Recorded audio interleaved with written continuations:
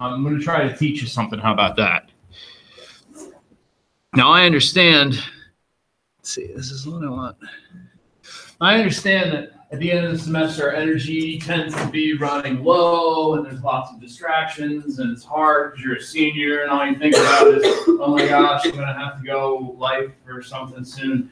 I get it, there's a lot of distractions, but I'm going to try to stay focused with the time we have left. Mel's got a question about what we need from our sample sizes, and that is where I actually want to start the conversation. Because let's start with team updates and go and see where you are. It's been a while since I talked to you about them. I know we're going to launch some things. I have an update for the three of you because I just talked to Katie a little bit ago that they haven't launched yet via the athletics office, but they have been sort of, Andrew's not in today, they've been in and out of the office, they sent an email around, everybody's sort of given thumbs up to both of these things, so it'll be launching shortly. So if your concern right now is that we've only got 7 responses, or we've got 17, or something that you're not happy about, give it a minute. There's other things around here that I imagine could be leading to some anxiety. For example, the SPSS project, for example, the final exam, which is 9 days from now. I see that there's a bunch of things that could be causing anxiety. So I'm going to try to alleviate some of that. I'm going to recommend as well that sooner rather than later, if you know you're going to want time with me to work on analysis for your projects, that you know what time works for you and your team, or at least some chunk of your team, reach out to me soon, find a time when you can get on the calendar. I can tell you that it's about booked. So that's what I got. That most of those times have already been, not all of them, most of it's booked. And that means I'll still try to make some time, maybe weekends if y'all are working Saturday or Sunday, or if that's just like, you know, the whole reason you're working so you can have the weekends. But I'm willing to find time to work with you to help you analyze your data. In the meantime, there's a number of other things that you could be working on, like how you plan on telling your story, putting together other parts of your justification, start to work on your syntax, but we'll have more opportunities for that, but they are only few. So if you're going to want my help, then I suggest you take me up on that offer. Get on the horn sooner rather than later. The balance of today is going to be answering questions on the SPSS assignment. Eric reached out to me and said, I have questions. Mel reached out to me and said, I have questions. I'm glad you have questions.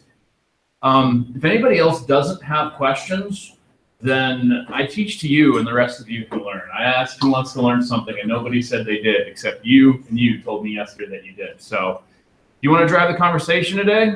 I'm going to let one of them do it. I'm really not feeling well, but I'm gonna give it to them for today. All right. I was going to give them the keys, so I don't know if I trust them with my car, but you know, it's not a car. It's a tandem bicycle. So, and as well. So you guys have to fight over the front seat.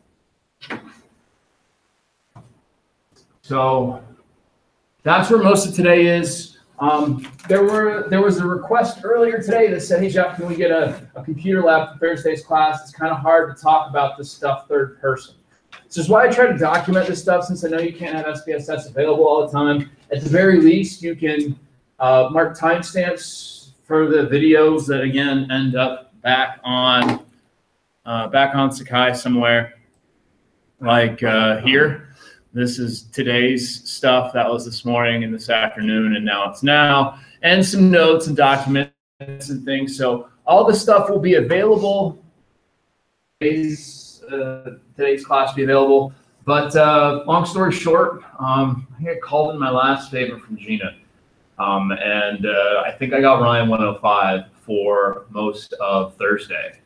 So if you guys don't mind not having class in Feinstein for a day and going over to the east side of campus, Ryan 105 is a computer lab. They got computers in there and monitors and dry erase boards and comfortable chairs that swivel. We're going to do that.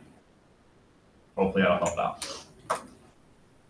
So let me start with teams. So surveys launched. We collected respondents. What's the status? Start with the advising teams. No, we didn't send it out. I emailed you yesterday with I didn't realize over break that we had to resend it back to you to make sure that it was okay with like the attached thing. I just emailed you yesterday. You sent me a PDF. Yeah, Is you that asked right? for that. Yeah, back before break. Yeah. Or something like that. Well, timing aside, let's start leveraging some of those. Because the survey is already, like, I fixed it all over break and stuff. It's all ready to go. I just didn't realize I had to send it back to you with everything. Yeah, because I still have to make the changes that the IRB said make these changes on. I did that. Right, and Right. now I have to send that amalgam of Okay.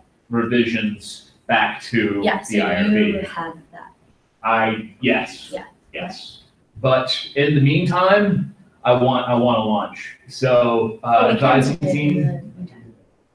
use your, maybe not this very moment, but in 67 minutes from now, social networks, your Facebook, I think some teams have had success with LinkedIn. I know there's some overlap with a lot of other teams, but being able to try to use that as best you can. Let's see if we can get our sample size to something we can use. We may not be able to answer every question or get to the heart of the big picture, but if we can answer a couple of questions and make some general recommendations, maybe these are things that we believe, and then we can confirm some hypotheses, and we'll feel good about some part of that. Status? We launched ours and like 100, maybe 100 responses. That's fantastic. Same thing with 100, and Mel asked the question, what's the sample size you're looking for?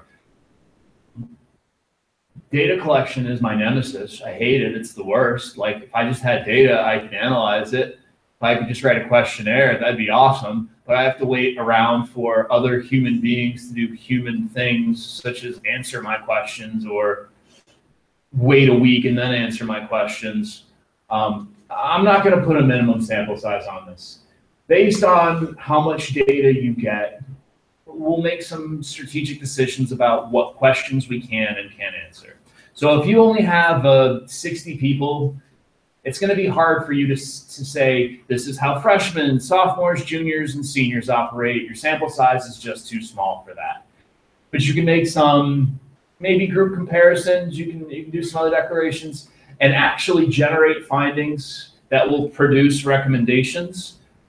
The challenge is you can still produce those same findings, but if they're not large enough base sizes to generalize, then we're hesitant on those recommendations. But regardless, you haven't launched via his frame yet. So perhaps when he does that, you'll get significantly more responses and be able to do more with it. So 100, feel good? We're gonna ask Adam to post it, and then we asked to join the Providence College 2020 page. I was already in the 2019 page. On Facebook. Yeah, So then once, class year. yeah, once they let us in that, then we'll post it on that too. Right. You have a friend in there, you can post it. You gotta join yourself. I Stick have to around. join You're gonna my- stick around a whole extra year. Just For this- the sacrifices you make. Mhm. Thank you. Yep. Thank you for your sacrifice. Let me check in. You always seem to amaze me. Let me not set the bar too high. Have we started collecting data? We talked to anybody? We executed some sort of plan? What are we thinking? So we wrote up an email draft and everything.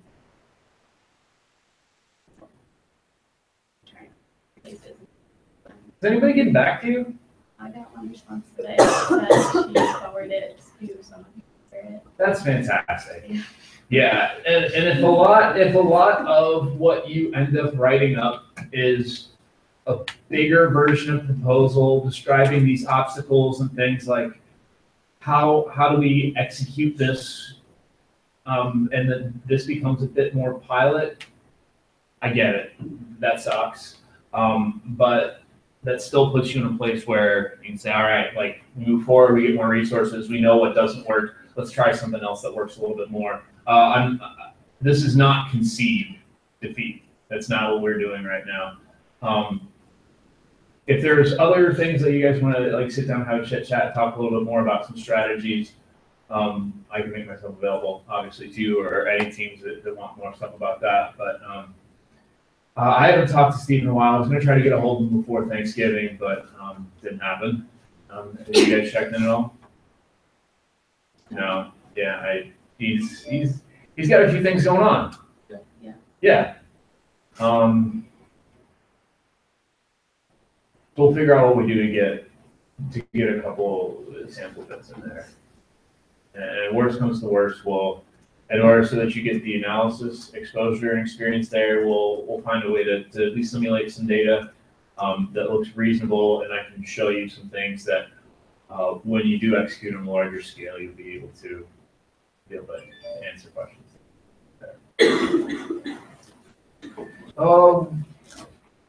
More bigger other questions. So we have our final paper and presentation project, and that's our final exam? Nope. There's an exam? Yes. Yeah. Good, thanks or yikes? I said yikes. Yeah, and like I said, there's a bit of anxiety here. 9 days from now. On what indeed? So, syllabus. Yeah, this is us. So our final exam is the last day of class. That's 9 days from now. Your final presentations are Thursday afternoon, 4 to 6. Thursday, December 14th, 4 to 6. So, what is on the final exam? We got 75 minutes in here, so it can't be too terribly long. It's not a 2-hour exam. And admittedly, when we had our first quiz and we were working in that direction, we were still friends and fresh no. I think, at least in terms of voice, it was a bit schizophrenic. I was pulling in some pieces from what other people suggested I talk about, things that they helped me out with. Is not me trying to say I did something because those people told me. No. I was absolutely excited to take advantage and thankful for all the resources. But part of this is the foot pinch and fresh snow. So what will we see on the final exam? A lot of the stuff that we've been talking about in terms of the narrative and the voice of this class. So we're going to have an opportunity to revisit levels of measurement the way you were asked to do on your midterm, because that's important. You may not be asked to construct a whole set of survey questions, but you might be provided a case, that Foot Locker case that we looked at before, where here was a task, a challenge, a business problem, and here's the way it was tackled. And you may be asked to critique some questionnaire items in the language of the course, being able to describe if it's a leading question, if it's biased, if it's double-barreled, if the level of measurement is too low, if you were going to rewrite it, how you would rewrite a question with high-level measurement. A lot of things that you were asked to do on your midterm, but maybe we'll focus it on a little bit more depth. Also, in this last week, we're spending more time revisiting some important parts of statistical analysis, and those things will definitely be on your final exam as well. But it's high-level stuff. I'm not asking you to analyze data, but shoot, Vic, we're talking about p-values. You're going to see p-values on your final exam. We talked about that in 217. So we either forgot it or relearned it, never learned it, and learned it now, or never learned it at all. Or learned it once and then piled on top of that. But we're going to be in a place where the things that we talk about today and Thursday, really through the SPSS assignment, are if you want to be an analyst, you're going to be able to go well beyond that. If you plan on being a person who's not an analyst but uses research, which should be 80% of you, you should understand that a p-value, what an ANOVA is, the appropriate style of test to use, the types of answers you can generate. If you have a categorical independent variable and a continuous dependent variable, how many levels are any independent variable, and so on. So we got some of that exposure a couple of weeks ago in modules 13, 14, or sorry, chapters 13 and 14.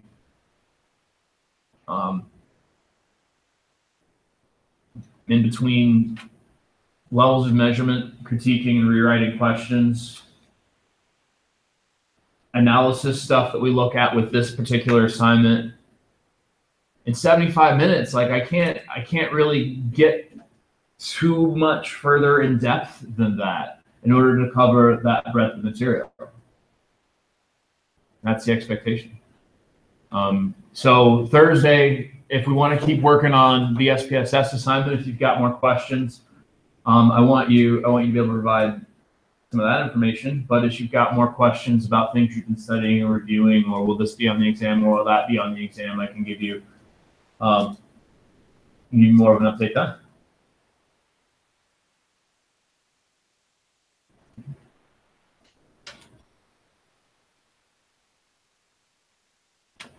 So let me ask this question. At a nominal level, yes or no, who has started the SPSS assignment? Cool, we got a bunch of yeses. At an ordinal level, I have worked on it a little, I have worked on it some, I have worked on it a lot. That's a ratio level measure. It's hard for me to understand. Oh, I should be able to, though. If I knew how much other people worked on theirs, I would know if that's a lot or a little. How about ratio level? You got minutes or hours for me? All right. No, not well. All right, so a little bit more, maybe around the average, maybe a little bit more than average based on, did you guys look at it yet? Yeah, a little bit. All right, so I'm getting inconsistent data across 3 measures, but we'll see. Park started it. I looked over like a weird thing and I haven't started it. Okay. So we'll be in a position hopefully where you can do it sooner rather than later. Which is the expression of this semester that I got to stop saying.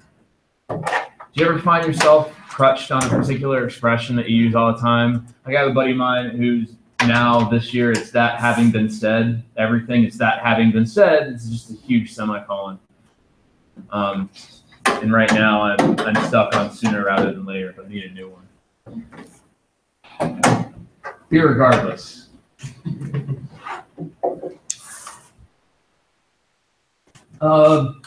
So let's start with what your questions on the SPSS assignment are. In general, or specifically, or the roadblocks you got to. What I think may work good for us is I don't mind kind of starting from scratch. Not entirely. Like I'm not going to do the exercise for you, but I can, if we talk about some things, I can sort of give you some tips, especially if I'm sort of like the kid riding the bike on the training wheels and you give me a push, or maybe it's the other way around. I'm not sure how this metaphor works. But I want to be able to help in that regard. And what was the other part? Can't remember. Joe? Are you looking for like something that we were struggling with, or?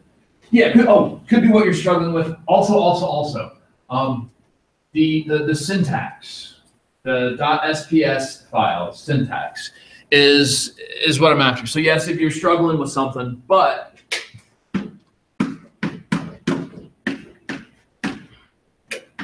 when you submit your assignment per the instructions, you can put just about everything you need in here. The appendix only is necessary. You can put all your comments and do all your storytelling and give me everything I need in your syntax file. And that's part of what I'm going to illustrate today, which also means as you're constructing yours, if you have one available now and you would like me to run it, or you would want to have one available Thursday and you want me to run it, I can give you a sense of like, here's this is what I do. When I get your syntax, I take your data and I run it and I see if it executes, if the comments that you put in there to answer the questions are correct, if it produces the results that you say it produces. But if you have something like that now and you would want me to take a look, or if you have something like that on Thursday, I can say, this is what I'm looking for, less of this, more of this. If we have that opportunity, that could work as well. So if you've got something, let me know. You have something like that yet? Like a question? No, like a .spss syntax file. Oh. No, I think the trouble that I was having yesterday was when I was trying to open it, or not open it, but like when I was looking for the Excel file, I had to, on the bottom it said like .spss, but you have to click like all files or Excel to look the Excel file would pop up. It took me like that long to like find it. That sucks. But then it was weird because for Erica though, like it just, popped up pretty up. quickly for me, but for him, for some reason, I think his computer was just like bugging because it just wasn't like working. Like even when he inputted it, it was just like, it just was weird. So it just wasn't working. But like, I know it was on the school computers too, but it like came up perfectly fine for me. So then we ended up having to work on it. But I mean, it ended up. Well, you got something. You got some forward progress on it, and hopefully less time as we move forward. Joe? Yeah, so we don't have a file for them, but we got caught up on, we made the correlation matrix of the, so, accessible. But we were getting caught up on the index, forming an index. And I don't know if we went over it, we probably did it at some point. But I was like trying to Google it and YouTube videos, and I was just like, wasn't finding. Yeah.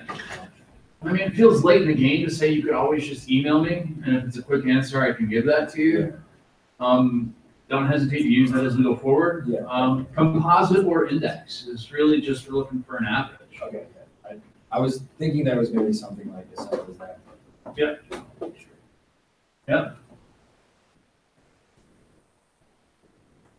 What about your questions?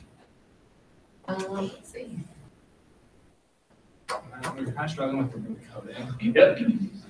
Most of it, I was looking at a YouTube video on how to do that stuff. I'm not sure if it would just like switch the numbers.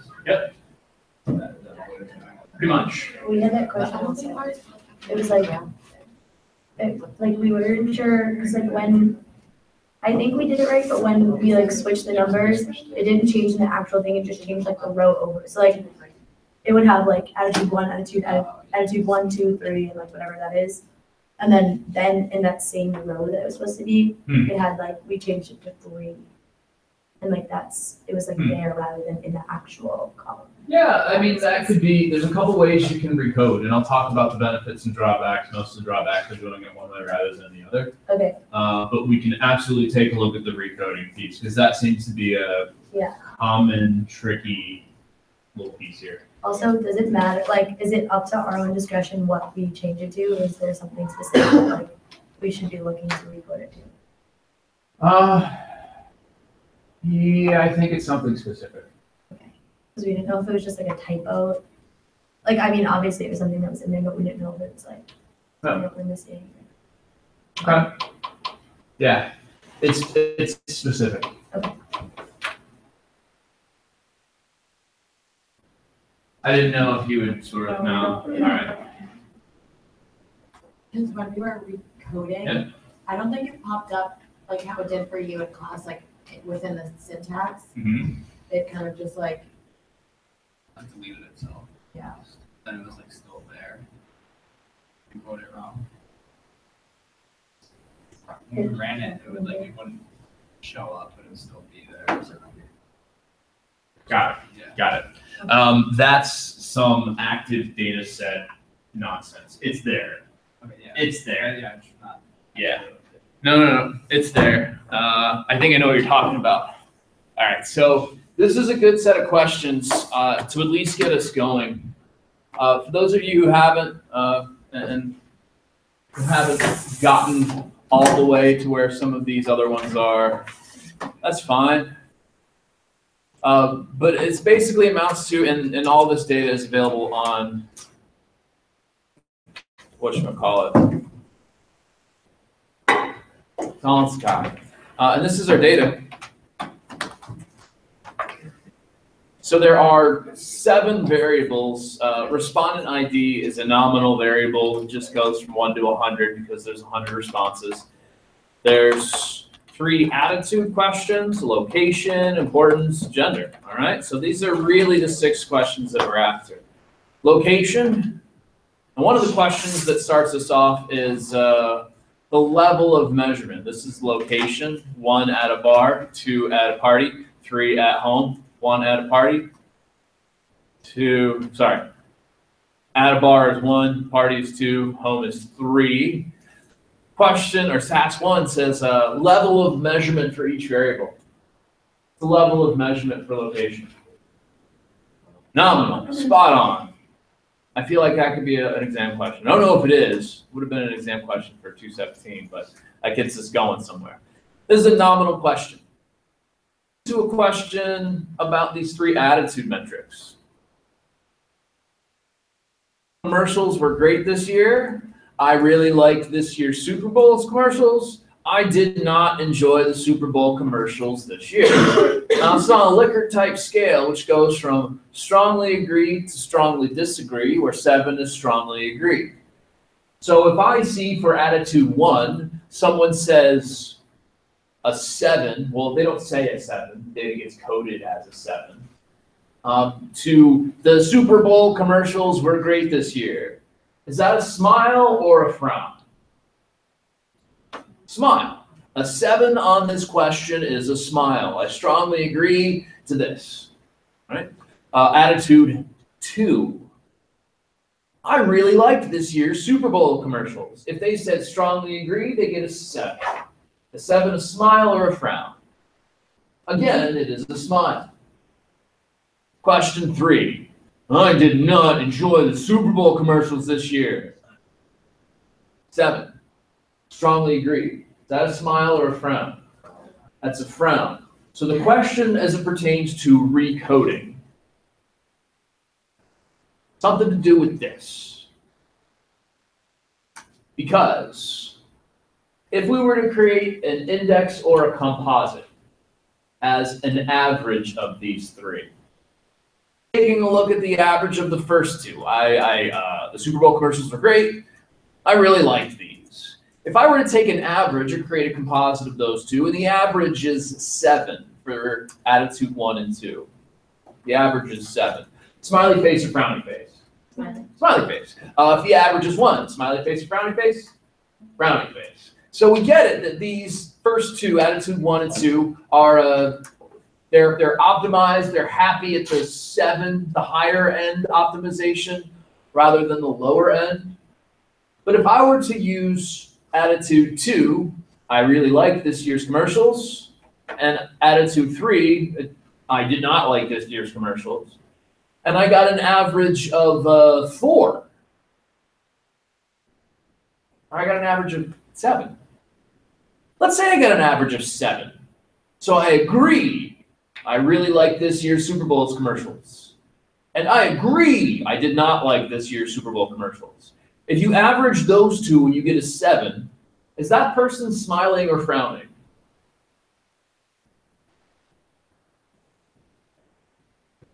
Yeah, they're sort of, yes, I'm happy, I hate it, I don't know. You can't tell. So what we want to do in terms of this recode, one way or another, is turn this frown upside down.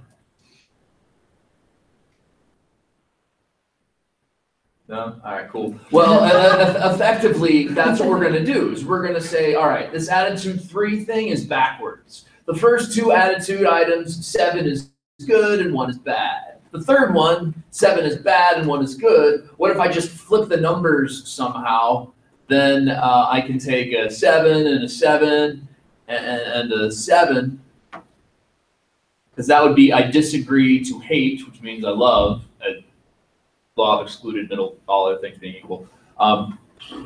7, 7, 7, the average is 7. That person loves them, some Super Bowl commercials. Or 1, 1, 1, that person hates them, some Super Bowl commercials. So perhaps show part of the challenge in computing a composite was that it didn't make any sense, or if the term index or composite is like just technical, really we're just talking about an average. I want to find a way to combine these so I get one number rather than three numbers. Yeah. But it doesn't make sense to combine them the way they are. Yeah, Mom. Okay, could we possibly go to do you have SPS? I do. Could you show us the transformation then? Because Yep. I think part of the reason why I was getting confused is, one, there was like a random 30. Okay, that's good to know that everyone has that. Two, when we were going to like transform it, on one side of it with the old input, you could do 1 through 7. Yep. But in the old one, and then like when you went to go put the new value, Yep. you could only put one number. Yep. Is there like some type of like? Yep, I'll show you. Okay, yeah. How about I show you? Yeah, that would be a lot helpful. Cool. So to run SPSS, you hit start and SPSS, and then SPSS starts eventually.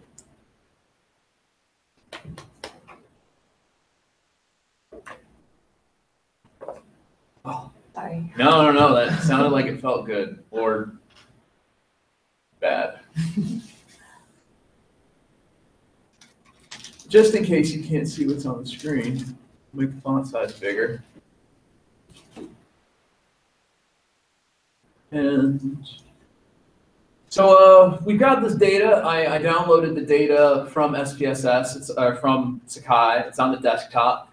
This is that piece that y'all were talking about. So if you're trying to open the Excel file and you don't say you should be including Excel files, you can't find Super Bowl data. But I'm going to open the Super Bowl data. I know, I say paste, paste, paste, but this is the one time when I open it. And then I wait patiently for this window to say, yeah, the variable names are on the first row of the data. So I hit OK, and now I have a data file that looks like this, which looks an awful lot like this. It looks pretty similar. This data file, Untitled 2, a star on it, I'm actually going to save this SPSS file. It's a data file. It's an SAV file. Like .doc is a document, XLS is Excel, SAV is data, and I'll call this SB data 400 because we're 400. Save it. Boom. So now if I go to the desktop, here's that data. SB data 400 is the same as SB data 400. Get a syntax window so I can get some commands. So new syntax. Make the fonts bigger so everybody can see. File, open, data. That data that's on the desktop, SP data 400. From here on out, I only paste and run. I do not hit open or OK. Paste, run. It got the file, it says it's already in use. I know it's already in use, and it's in use by me. But this is, now this is Untitled 3, because I just went and got this file. So this is a bit of where I did it, but it's there, but it's not, is going on. Because I've got this file, which sort of looks the same as this file. Except up here, this is SB data 400. All right. That's more than common because every time you paste a command, you get something that says this. So it's actively using, which one of these? Data set 1, that's data set 1. Doesn't say data set 2, but. Can you not have both of them open? Oh, you absolutely can. Okay. You can. So the goal is to give this a single set of commands, starting from open this data through recode that backwards variable, compute an average, including you name it. Like we're going to give it a whole set of instructions so we can start from the beginning and just execute everything. And you don't have to worry about what's happening in other windows because SPSS is only following the set of instructions that you gave it. So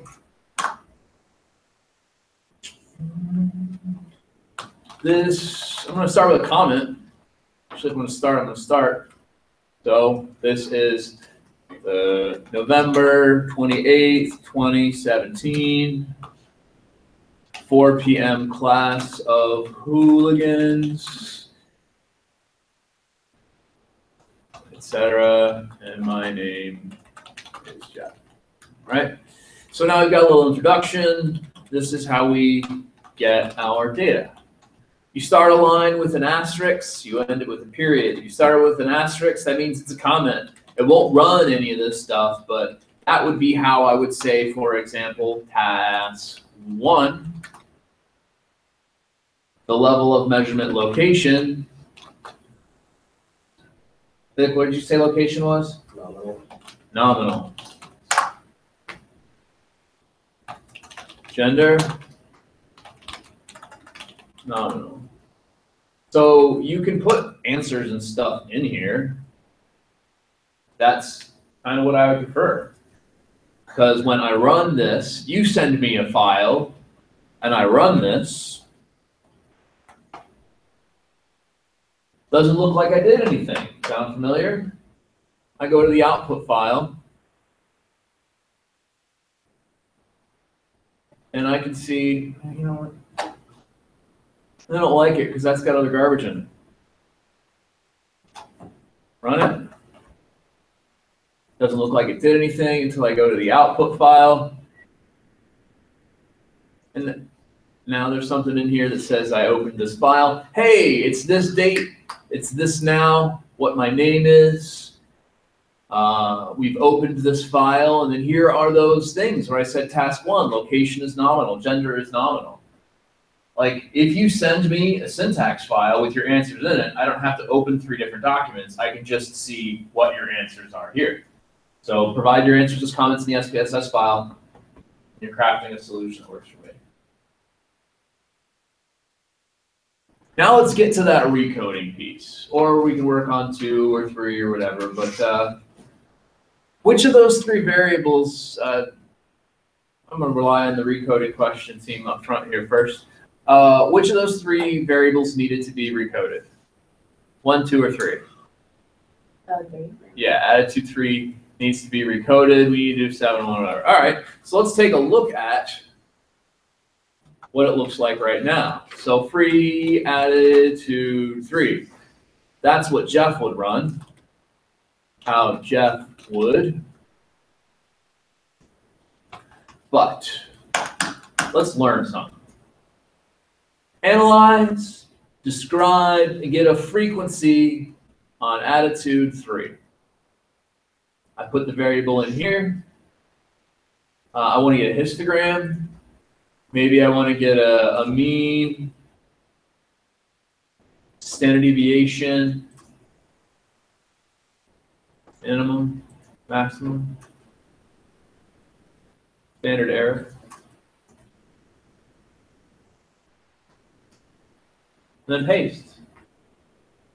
As I just said, attitude 3, I want a mean, minimum and maximum, standard deviation, standard error. Oh, I also wanted a histogram. So this, everything that's highlighted right now, that's all the stuff I was just clicking, but I did paste. So now I've got a written record of the things I was clicking on. Nothing is run yet until I say, run that mess. Hit the big green button, run that mess. And now I have a frequency table, which I will paste into Excel for ease of viewing. Which I will paste into Excel for ease of viewing. And that's something I just as well could have created using a pivot table.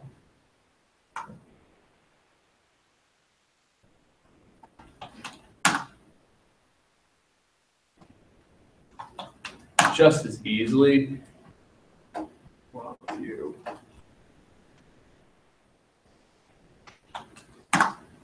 created using a pivot table. Attitude 3. Run your feet over. Bring it closer. 3. Ounce.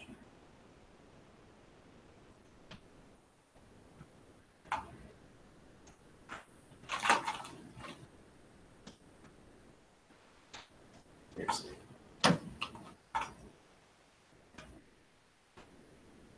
13, 15, 20, 1, 14, 36. Hey, it's the same thing that we can generate with the pivot table or with SPSS. This command gave me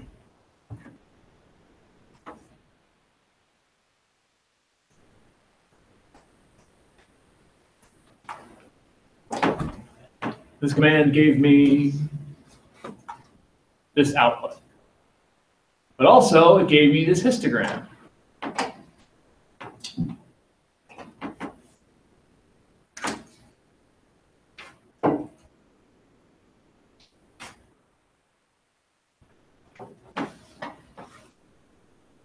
Some people said 1, 2, 3. Nobody said 4, 5, 6, and 7.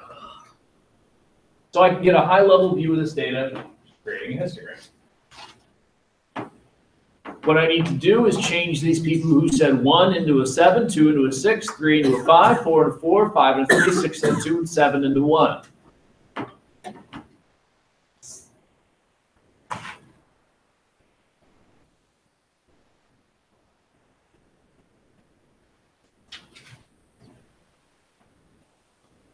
Take a closer look at your 3 attitude measures detailed above. You will need to recode one of the items. Please identify the appropriate item, done, and explain why and how you will recode this item. Transform to recode before proceeding to task 3. Transform is in all caps because when we go to Excel, we want to use the transform menu. And you can see here, transform into same or transform into different. Were you doing into same or into different? Different. Yeah, I like that idea. The reason is this. So let's say Megan and Maddie over here are working on this task and they're doing so and they're just going to go, all right, attitude 3 needs to be changed. 7 becomes a 1. 6 becomes a 2. 7 is a 1. 7 is a 1. 3 is a 5, and so on. Good work, Megan. Thank you for recoding the data. It says, ooh, attitude 3 needs to be recoded. 1 becomes a 7, 2 becomes a 6, 1 becomes a 7, 1 becomes a 7, 5 becomes a 3. Because you didn't communicate, you can't remember who did what. Oh no, now I'm confused which is the right one to be recoded or not. If you use a function like this, you can create a new variable from attitude 3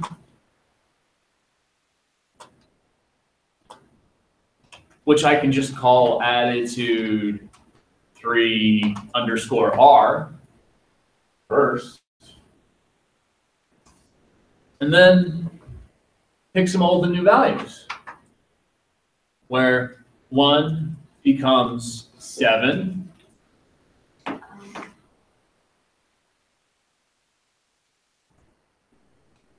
2 becomes 6.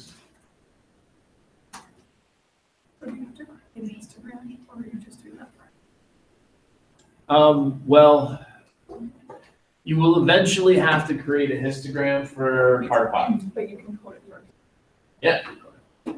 Yeah. Okay. Yeah. And you're going to have to, because the steps it provides says you need to create the composite and then create a histogram of the composite. Okay. But you can't create the composite until you've done the recoding. So it's got to go recode, composite, histogram. However, histograms we'll see in a second is pretty useful for other reasons as well.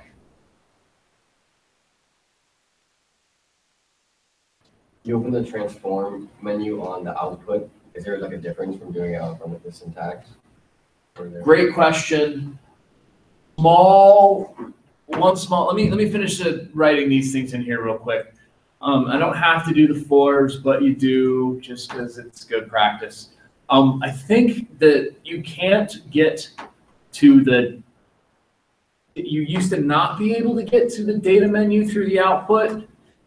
Sometimes there's just one of them that's missing, but ultimately it doesn't matter because I'm going to paste whatever command I generate here into the syntax.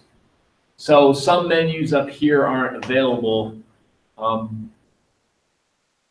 me revisit your question in 30 seconds because I have to do this before I can switch to other windows.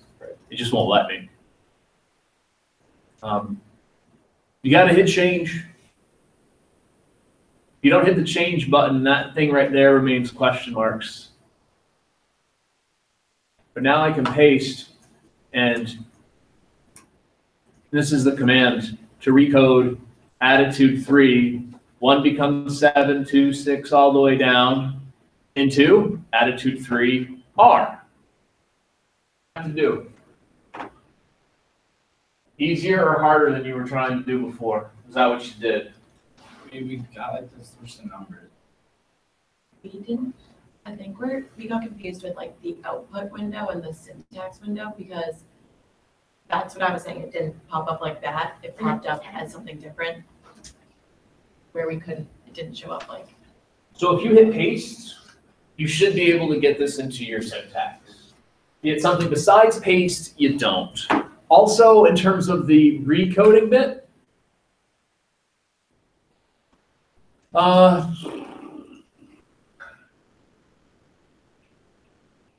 notice this stuff goes away until you're like, well, this one doesn't need to be recoded, but it's just got a question mark here until you hit change. Because I don't know, just the way this little applet window works. But now if I hit paste, it uses the same values I had before. I don't actually need that, so let's get rid of that. Now, if I run this line right here, cursor anywhere in that, hit the big green button or Control R run, doesn't look like anything happened. This is my output window. Let's look at the output window. And this is our data. I switch between the two. Like you can see here, what goes away? Yeah, you have in the output window, you have the insert menu, the format menu, presumably because you're generating output. And output, you want to put headers in here maybe, or change alignment in terms of formatting, and that's not stuff you worry about in data. So there's some things that are context specific that you can't access in every window. But here, this is recode attitude 3. This is my output window. It ran it. So it did the thing I told it to do. If I go to my data, I can see that there's a new variable here, but it doesn't look like there's any value. So I can't tell if it did what I needed it to do. So I frequently run. It is not case sensitive. FRE, that's how if I want to do frequencies with default parameters. There we go. It does have values for attitude 3_R.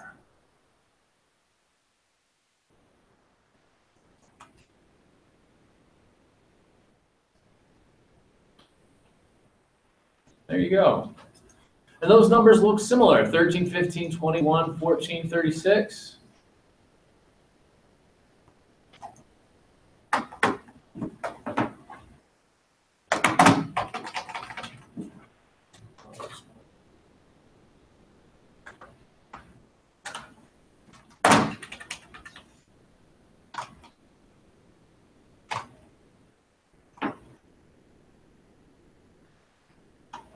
$13, $15, $20, 13, 15, 20, and so on. In fact, if I really wanted to be good,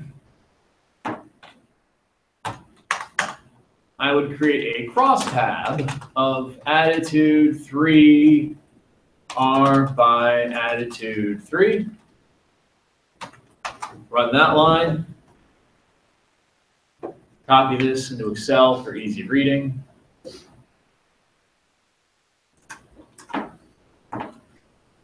This is attitude 3R. This is attitude 3.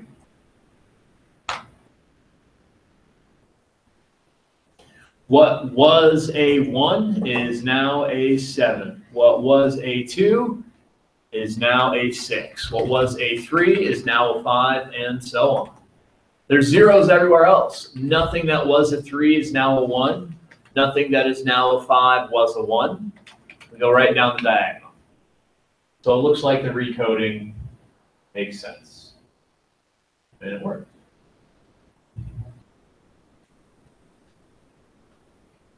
Warmed up. We hopped in the pool. Water's cold. We're shivering a little bit. Tread water for 30 seconds, and then we get comfortable. Some other metaphor. We've got a couple of commands here, and I think your how to recode command would look something like this.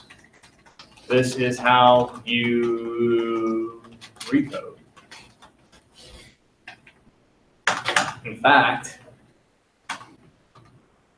recode attitude 3, 1 equals 7, 2 equals 6, and so on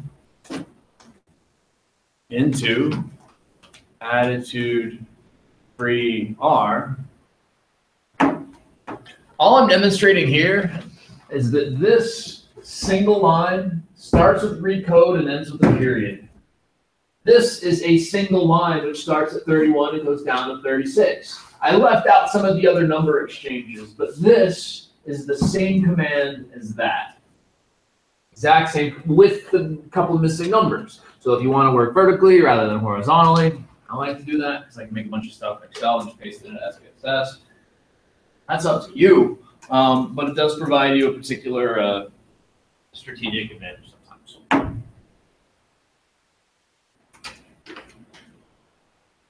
Histograms, frequencies, recoding.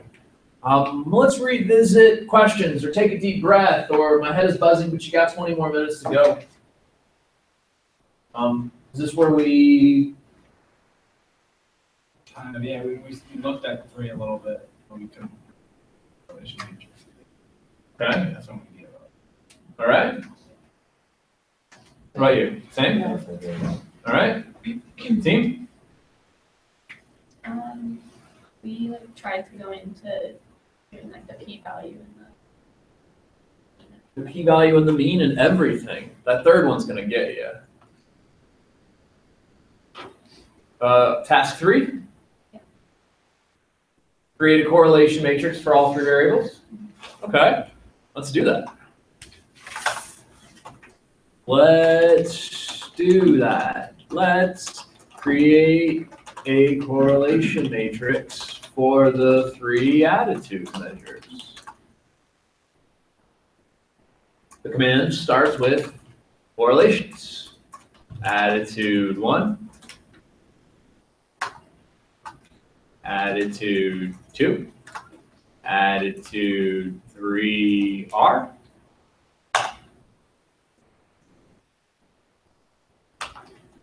That's how Jeff would do it.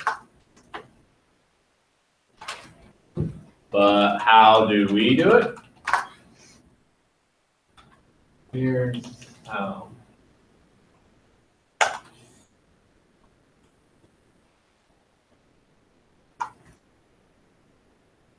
Create a correlation matrix, describe this stuff. We're going to formulate a mean with your 3 attitude things. The 2 menus that you're going to be using is either going to be transform or analyze. And we're going to do an analysis procedure here called correlation. So we go down to where it says correlate. And we're doing two variables at a time, holiday, bivariate correlation. I want this one. I want this one. I want that one. Those are the three variables that I want for my correlation. Now there's a number of different correlation coefficients here, Pearson, Kendall's tau B, and Spearman K, kappa? What's kappa? Just another letter. No, Spearman's rho. Yeah. Kappa. And that's it.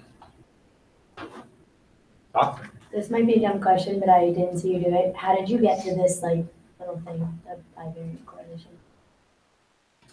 I start up at the top where it says analyze. Oh, okay. I come down to where it says correlate. Got it. And I select bivariate. Thank you. Mm-hmm.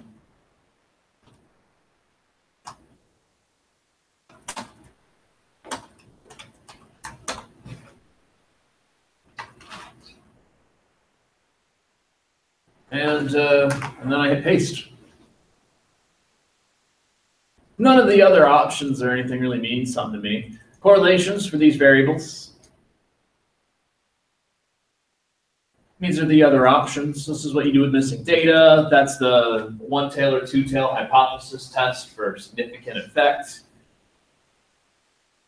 Defaults. All this stuff is defaults. So where before I would do it like this, it's effectively the same thing that we're doing here. And then I want to run it. So my blinking cursor is somewhere between 55 and 58, where those 2 points are connected. Run it. And it creates a correlation matrix.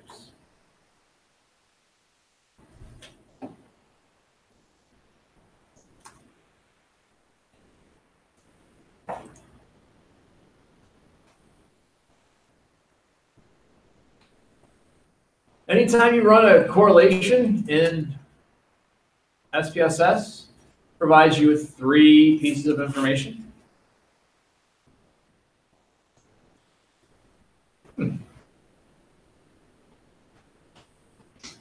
The value of the correlation,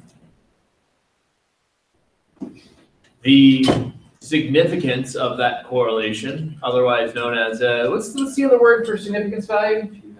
P-value, right on. P-value here is less than 0.01. Hence, all of these correlations with 2 stars on them say correlation is significant at the 0.01 level. N, what does N stand for?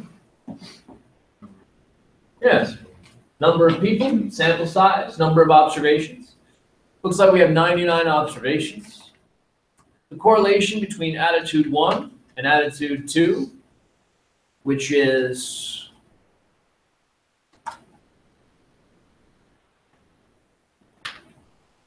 the Super Bowl commercials were great this year. I really like these Super Bowl commercials. 0.67. That's pretty strong. If you're looking for a table which summarizes both p-values, which is significance levels, as well as how to interpret the magnitude of a correlation, come to the document that says SPSS assignment. Module. When it loads.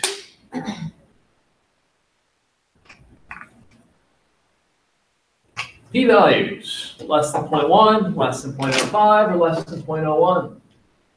Correlation is the R value. 1 is perfect, 0 is non-existent. Our correlation, in this case, of 0.67 is somewhere between moderate and strong. The correlation between I really liked this year's Super Bowl commercials and I did not enjoy the Super Bowl commercials this year.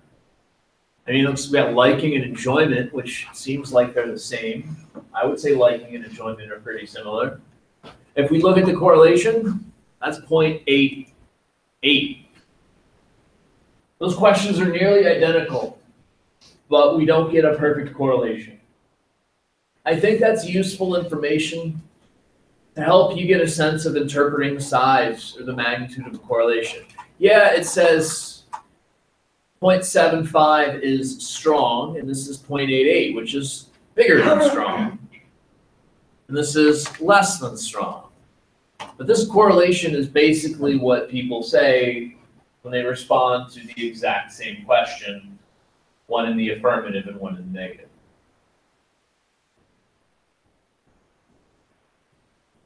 Will you be asked to interpret something like this on, let's say, a final exam?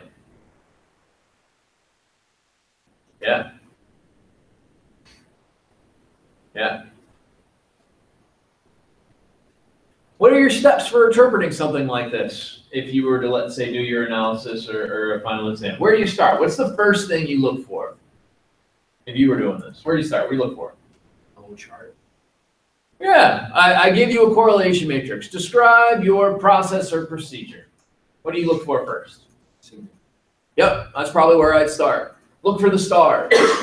Let that be your lesson, because when you do work with this in industry, things with stars or subscripts or superscripts are the things that you should be looking at. They're flagged because they're important. In this case, all three of these values have double stars next to them, which indicate they are significant. If they are not significant correlations, then you don't have enough evidence to suggest that the effect is real. And you shouldn't interpret things. Now, this p-value here rounds to 0.000. The actual value for this one right here is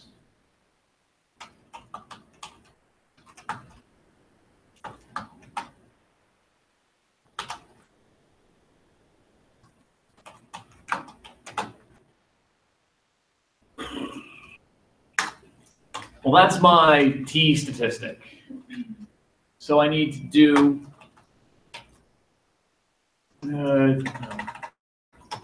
t distribution, two tails, x degrees of freedom, 7. 0.0000000000000000000, etc., etc., etc., etc., etc., etc., etc., 8. That's what this value is.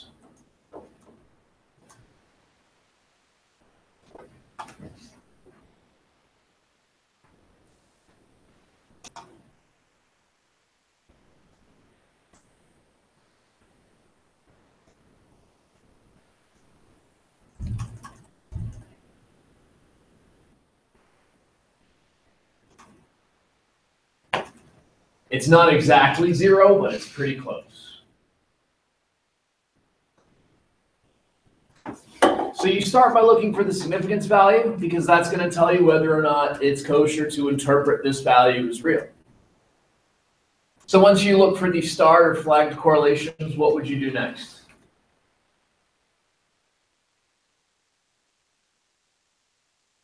How strong they are. I would go with the strength. I would look for the ones that have the highest magnitude. For example, these two, attitude 3R and attitude 1, appear to have the strongest correlation between the two of those. Attitude 2 and attitude 1 are also pretty strong. Yeah. So this is a strong, almost perfect. This is moderate to strong. These are pretty good correlations. But we're asking effectively the same question 3 times. I would expect that those items are correlated for sure. And then you can interpret what that means. If you know that those 2 things, commercials were great and I liked these commercials. If you want to make commercials that are liked, make sure that they're great. If you want people to enjoy Super Bowl commercials, make sure that they're great. Because if they're great, people will like them and enjoy them. Not much actionable recommendation you can make at that point, but it's what you interpret the values as.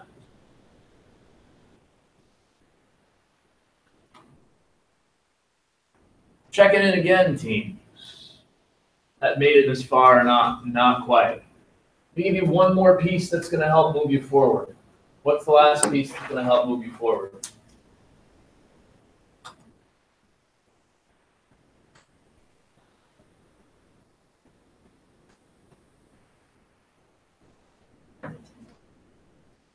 T-test?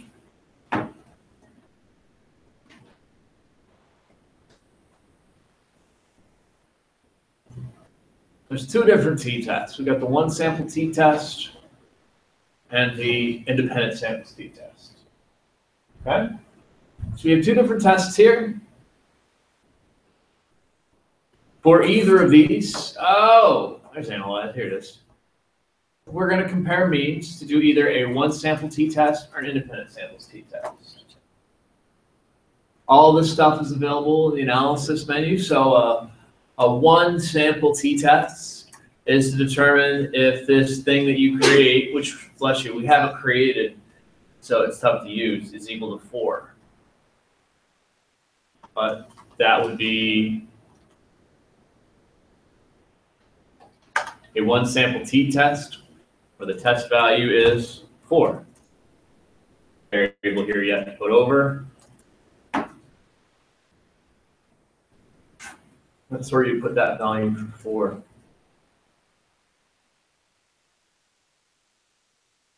I want to bring up something that Moff talked about earlier, which was effectively my Wednesday night, which was being a random 30 and in a crowd of numbers much lower. No, I guess that one's not funny. It's the end of the day. Check this out. So we were able to create histograms back here for attitude 3. And I think they're super important because they help us get a high-level view of how people tended to respond. No one was neutral. People either really liked them or were kind of like, yeah, nah, I don't. But it wasn't like anybody was over here spiking the hate. But there's kind of a spike here, and then, so there's kind of people who like it and people who don't. It's not super polarizing, but it's definitely not a normal distribution. You can see that. This is useful because I could say,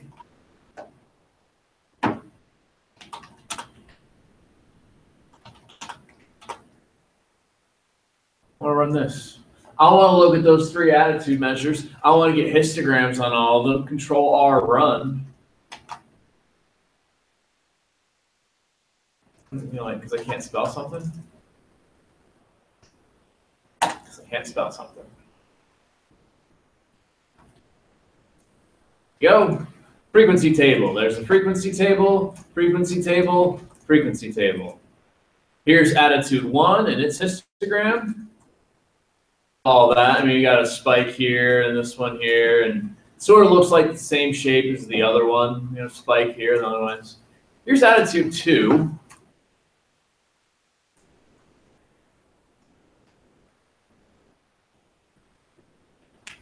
Attitude 2 has one random 30. That one, we looked at that one. This is curious to me. Moff, why is this curious to me? Because there's only 130 respondent and all the rest are between 1 and 7. What's the question that we were asked here? How many minutes you worked on this project? No. What is the question for attitude 2? Do you really like the Super Bowls question? And what are the values that people can respond with? Not the numbers, but what can people respond with? Strongly. Good. Okay. Yep. Yeah. Okay. Strongly agree to strongly disagree. Strongly agree to strongly disagree. And if you say strongly agree, what number do you get? 7. You say strongly disagree? 1. How the heck do you get a 30? I don't know either. So let me introduce you to the most laborious part of data analysis, and that's data cleaning. So it's data cleaning. There's dirty data, there's clean data. your data is clean once you have things such as that one random 30. Respondent 38 somehow managed to get a 30 into attitude 2. If this was collected via Qualtrics, I have no idea how that made its way from Qualtrics into here. However, maybe someone was looking at the data and they were just, mashing their fingers on the keyboard and somehow they added a 0 to what should have been 3. And now it's 30 as opposed to 3. Or a Megamatty recoded variables. And somebody recodes one direction, the other direction, and then there's just a row 3, 0. So data cleaning includes things like looking for outliers. People say, oh, what's an outlier? Plus or minus 2 or 3 standard deviations away from the mean. Sure, I guess. But mostly, this is the type of thing we're looking for. That's an outlier. Someone who managed to get a 30. So what do you do? What do you do with respondent number 38 here? Delete it. I don't know that I trust anything else in that row. It's probably fine, but we've got 100 respondents. We get rid of 1. We're not destroying our base size. It's not the worst. If we have to do this for like 5 or 6 of them, that seems to me more indicative that there's something systematic wrong. But it's just one, control your opinions. You would just take out attitude. You would say that 1 and 2 also trustable. I mean, honestly, it's sort of like a baby with the bathwater question. Like, do we really eliminate everything because we see one faulty input for one respondent? It starts becoming less prescriptive science and more artistic and judgment. Like, if you have a sample of 30, it means a lot to get rid of one person. Yeah. So I might do something like this where I just eliminate that 30 because it looks weird. But I got 100 other ones. I think I'm okay with getting rid of one person. Data cleaning also includes looking for situations where you get responses such as, where are you, where are you, where are you? Come on now, here. Respondent number 5. Now, I don't ask that you deep dive in here, but I want to give you an indication of what inconsistent responses or straight lining would look like. A 2, a 2, and a 3. 2, I disagree, commercials were great. A 2, I really liked this commercials, disagree. So the responses to attitude 1 and 2 are frowny face. Commercials weren't good. I did not enjoy the Super Bowl commercials. 3, somewhat disagree. All right, I get that it's somewhat and it's kind of neutral, but if you really liked or you did not enjoy, you seem to be putting things on the same side of neutral. It seemed to me that they're contradictory. I'm less concerned about that because there's words like really and something phrased in the negative. Adverbs and phrasing in the negative can give you responses that aren't as extreme because people aren't likely to choose things that are extreme. However, if someone gave me something that looked like this, a 1, a 1, and a 1, and just straight lines down this column, we call it straight lining, that indicates to me that they're not engaged and they're just picking a column. To play the devil's advocate, maybe they're human and they're operating on a heuristic. And they read the first 2 questions and they're like, got it. You're going to ask me a whole bunch of questions about whether or not I like the Super Bowl commercials, and I have hated them this year. 1, 1, 1, 1, 1. Not bothering to read the fact that the third one was reversed in the negative.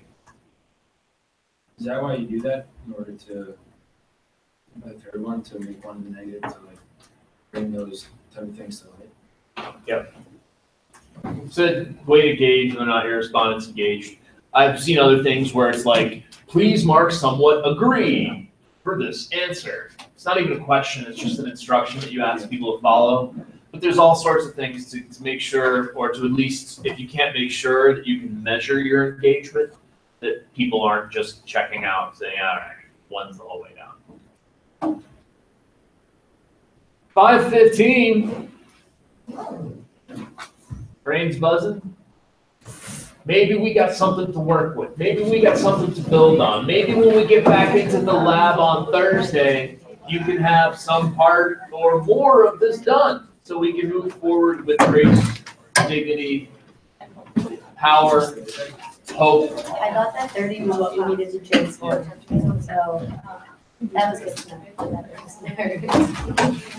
When's the presentation for? Presentation? Yes. Thursday at 4, Thursday 12/14, 4 p.m. I thought that was the final exam. Final exam is Thursday 12/8. You suggested that. Final exam is the last day of class. Final presentation is finals because I want you to have more time to work on the thing that's worth more.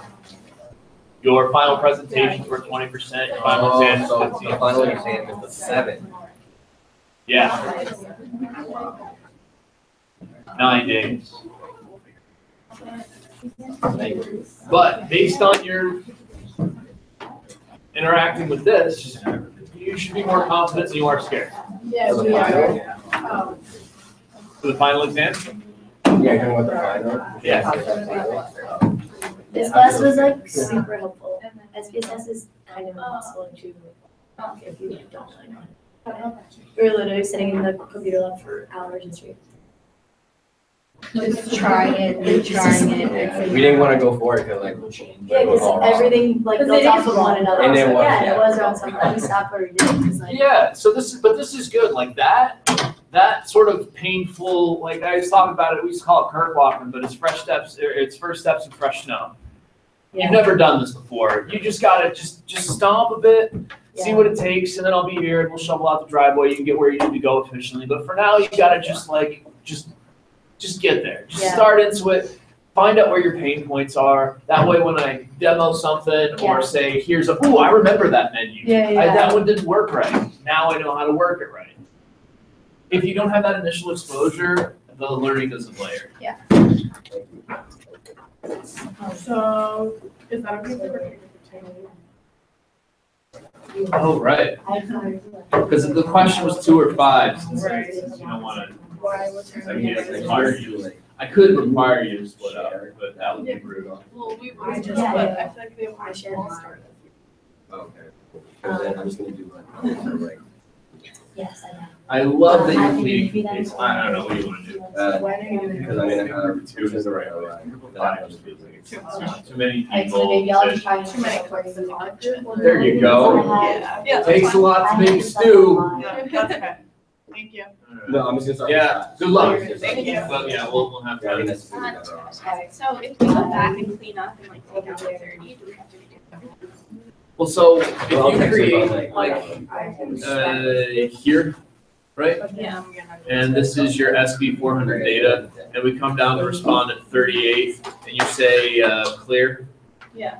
And then you save as, and this is now n equals 99 because we eliminated somebody. Feel me? That's why you said you had 99 respondents. Hang on, so, Now hold on, Vic. okay, so. So now you come back here, Okay. you change that, you run it from scratch. Now we're doing all of the exact same commands we did, Okay. but we're sourcing a different data, the data set that we got rid of that responded. But your work is not for naught. Your work is still there. We're just running that same set of analysis on a slightly modified data set. Second question, you probably don't know right now because you don't have it in front of you, but we were gonna see if we could meet after the final next Thursday. Just kind of I'm go actually over gonna come through. what our final project should entail. 12/8 or 7. No, 7, yeah. Seven. Like, for people that are going for, I don't know. We're just trying to get like people to respond and give that time. Yep. It's on Thursday too. Send me an email. I think I can book you. No. So if I'm starting from scratch, should I already just like go into like the syntax and delete 30? Okay, not in the syntax. So what I just did for Alexis there was, so let's save this because I got to put some of this stuff up on the web anyway. So SPSS 11/28/17. Boom, it all goes away. I'm just getting rid of everything here. Now all of SPSS is gone. This is the SB 400 data. This is the one where I went and deleted the record. You know what I'm talking about there? Okay. So this, I want to open my syntax. I've already done all of these answers to questions, steps to crunch the numbers. I just need to decide which data set I want to run this on. Do I want to run it on the SB 400 or do I want to run it on the N equals 99? Well, what do you want to do on 99? Right. Okay. But your syntax, until you create the second, the modified SAV file, the data file. SAV is the data, it's the number, it's the data. Until you work with that, you're just working with this one. But then if you go to this data file, which isn't even open yet, but I could open it by going run this. It got it. It's here. I come down to respondent 38, random 30, clear, save as. All right, I've already called it something else, but now it's B. I don't know. I'm only calling it B. Just giving it another name. Right? And now this thing exists as a record or as a database, 99 records. If I want to smash all this output again, just add that little thing here that says N equals 99B. Okay. Run it. Got it. So that's the strategy. As your data starts to come in for your projects as well, like you can do analysis on the 12 people who have responded. And just change it. When you get 120, the data file can be called the same thing. Okay. Got it. All right, thanks so much. Thank you, appreciate it. Of course.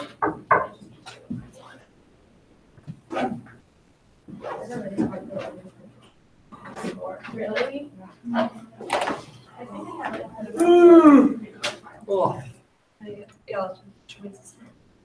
Oh, I can't shut it all off yet. Cool. I'll leave it there. Okay. Thanks. Yeah.